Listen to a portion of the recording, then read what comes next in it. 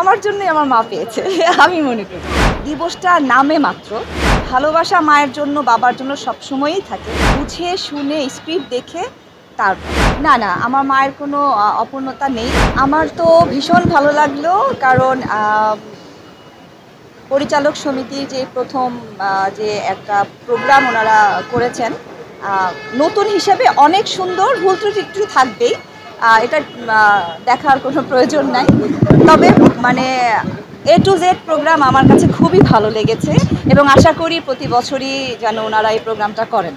একদম ঠিক ছিল। যারা যারা আজকে অ্যাওয়ার্ড পেয়েছেন তাদের সবার জন্য আমার শুভেচ্ছা থাকলো।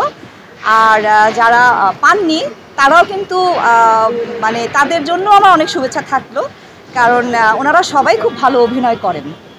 মা দিবসের যে পদকটা আমার মা পেয়েছেন সেটার জন্য আমি গর্ববোধ করি, কারণ আমার জন্যই আমার মা পেয়েছে আমি মনে করি।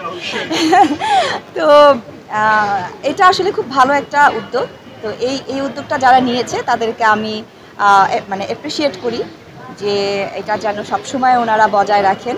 আর আমি ভীষণ খুশি, আমার মা অসুস্থতার মধ্যেও উনি যে কষ্ট করে গিয়েছেন পদকটা নিতে, এবং ওনার কষ্ট হচ্ছিল স্টেজে উঠতে নামতে। তো সেই ক্ষেত্রে আমাদের ফেরদৌস ভাই, তারপরে অভি ভাই, ওনারা খুব হেল্প করেছে ধরে ধরে।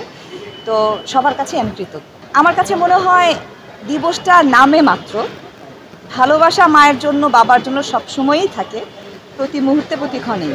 আর এই দিবসটা একটা দিন মানে পর্যবেক্ষণ করে দেয়া। সামনে কাজ, ওই যে বললাম, সে কিছুদিন আগেও আপনাদের সাথেই আমার ইন্টারভিউ একটা দেয়া হয়েছিল, তখনও বলেছিলাম যে কাজ আমি আসলে ওইভাবে কাজটা করতে চাচ্ছি, বুঝে শুনে স্ক্রিপ্ট দেখে তারপরে। কাজ তো আমার অফার তো অনেক আসছে, 5টা 6টা এখন 7টা ছবি আসছে, তো আমি একটু বুঝে নেই তারপরে। না, আমার মায়ের কোনো অপূর্ণতা নেই।